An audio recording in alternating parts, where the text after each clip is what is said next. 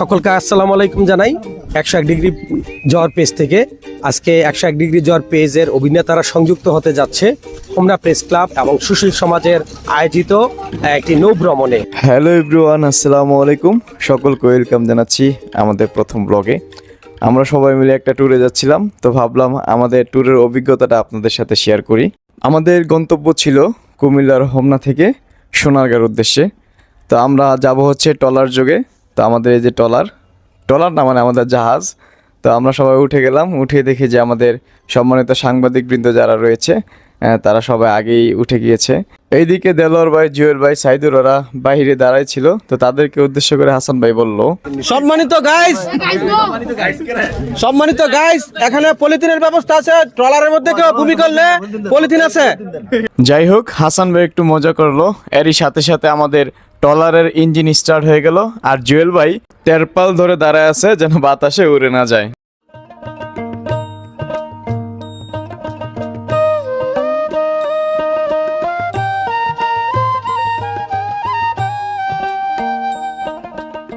এই বাংলার অপরূপ সৌন্দর্য উপভোগ করতে করতে আমরা ছুটে চলছিলাম। আর এইদিকে দেলোয়ার ভাই ফটো সেশন করতেছিল, আর উনি দুহাত শাহরুখ খান স্টাইল দিয়ে বলতেছিল, আমি শাহরুখ খান। আর এই কথা শুনে সাইদুর বলতেছে, তাইলে তারে কইছে সালমান খান। আর ইনি হলেন আমাদের এই বিমানের পাইলট সাহেব, যিনি আমাদেরকে নিয়ে যাচ্ছিলেন। আর এই যে দেখতে পাচ্ছেন ছোট্ট একটা লঞ্চ, এটারে লঞ্চ বলা যায় কিনা জানি না। এটাই একমাত্র আমাদের হোমনাতে এখন আসে, হোমনাতে আর এখন কোনো লঞ্চ আসে না। আর এইদিকে আমাদের খাবারের আয়োজন চলছিল, হাসান ভাই, মামুন ওরা মিলে খাবার আয়োজন করতেছিল। আর আমাদের যে খাবার ছিল সেটা আমরা হাসান ভাইয়ের রামপুরা হোটেল থেকে রান্না করে নিয়ে গিয়েছিলাম।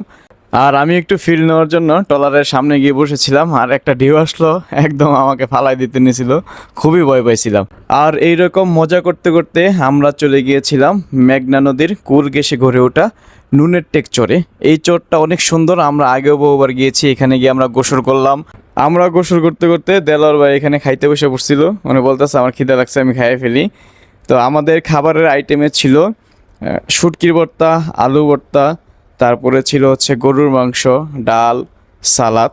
আসলে এই বাংলা খাবারগুলা এইরকম নদীতে বসে খাবার মজাই আলাদা। তো আমরা গোসল করে উঠে আমরা বলতেছিলাম, ভাই আমাদেরকে পানিতে দিয়ে দেন, আমরা এখানে বসেই খাবো। আসলে এইভাবে বসে খাবার মজা যারা কখনো খায় নাই তারা কখনো উপলব্ধি করতে পারবে না। খাওয়া দাওয়া শেষে এখানে যে সাইদুর, দেলোয়ার ভাই ঘুমাই গেছিল, জুয়েল ভাই মোবাইল টিপতেছিল, আর সবাই বসে বসে গল্প করতেছিল, আড্ডা দিতেছিল। এই গল্প আড্ডা করতে করতে আমরা পৌঁছে গেলাম নারায়ণগঞ্জের বোদ্দার বাজার। আমাদের ট্রলার যোগে এটাই ছিল আমাদের শেষ গন্তব্য। এখান থেকে হচ্ছে আমরা অটো যোগে চলে যাব প্রথমে পানাম সিটিতে। এখান থেকে পানাম সিটির অটো ভাড়া ছিল 20 টাকা। তো আমরা চলে আসলাম পানাম সিটিতে। আসলে এই পানাম সিটিতে আগে টিকিট ব্যবস্থা ছিল না, কিন্তু এখন আপনাকে এই নগরীতে ঢুকতে হলে 20 টাকা এন্ট্রি ফি দিয়ে ঢুকতে হবে।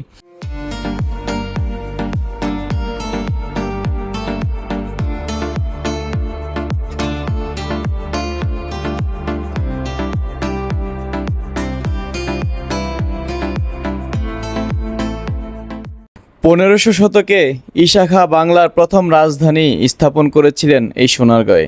এর পূর্বে মেঘনা আর পশ্চিমে আছে শীতলক্ষ্যা নদী। তখনকার আমলে বিলেত থেকে আসতো বিলেতি থান কাপড়, আর আমাদের দেশ থেকে যেত মসলিন। এই পানাম নগরীর আছে এক সোনালী অতীত, যা এখনও এই ধ্বংসস্তূপে ফুটে ওঠে। যাই হোক, আমরা ঘুরতে ঘুরতে এই ভবনগুলোর পিছনে চলে আসছিলাম। আর এইখানে আসার পর বিশ্বাস করেন মনটা একদম জুড়াই গেছে। এই গরমের মধ্যে এইখানে যে বাতাসটা ছিল, মানে আপনি এখানে বসলে আর আপনার কোথাও যেতে ইচ্ছা করবে না। এত সুন্দর আবহাওয়া আর এত চমৎকার লোকেশন দেখে আমরা আমাদের পেজের জন্য 2-1টা শর্ট ভিডিও তৈরি করে ফেলেছিলাম। আর তারপর সবাই যার যার মতো করে কিছু স্টিল পিকচার নিল। নেওয়ার পর আমরা এই পানাম নগরী থেকে বের হয়ে চলে গিয়েছিলাম পানাম নগরীরই আরেকটি অংশ, বাংলাদেশ লোক ও কারুশিল্প জাদুঘরে। এটার টিকিট হচ্ছে এখন 50 টাকা।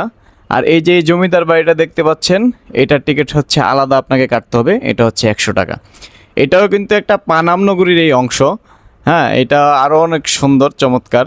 এখানে অনেক বাংলার ঐতিহ্য, অনেক কিছু এখানে সংরক্ষণ করা আছে। তো এই যে আমরা প্রথমে ঢুকে গেলাম ভিতরে, গেটটা আগের চেয়ে অনেক সুন্দর করে সাজানো হয়েছে।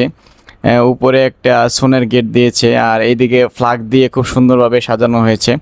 আসলে আমরা এই সোনারগাঁতে যে কতবার গিয়েছি আমাদের কোনো হিসাব নাই। মানে আমি পার্সোনালি 15 থেকে 20 বারের উপরে গিয়েছি। আর এই যে এটা হচ্ছে একটা জাদুঘর, এখানে আপনার বাংলার অনেক কিছু এখানে সংরক্ষিত রয়েছে। আপনারা চাইলে এখানে ঢুকে ঘুরে ঘুরে দেখতে পারবেন।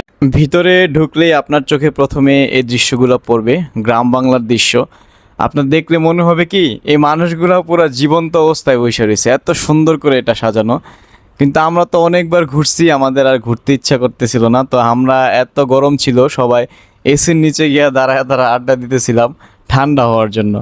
তারপর বের হলাম, বের হওয়ার পর আমরা এই যে এই বাঁশের সাঁকো দিয়ে হাঁটতেছিলাম। তো দেলোয়ার ভাই এখানে ওনার অনেক স্মৃতি শেয়ার করতেছিল, তো আমরা ওইগুলা শুনে শুনে সবাই হাসতেছিলাম। হাসতে হাসতে আমরা চলে আসলাম, এখানে একটা বিল আছে। এই বিলটা যদি আপনি বর্ষাকালে আসেন আপনার অনেক ভালো লাগবে, এখানে কিন্তু লাল শাপলা ফুটে।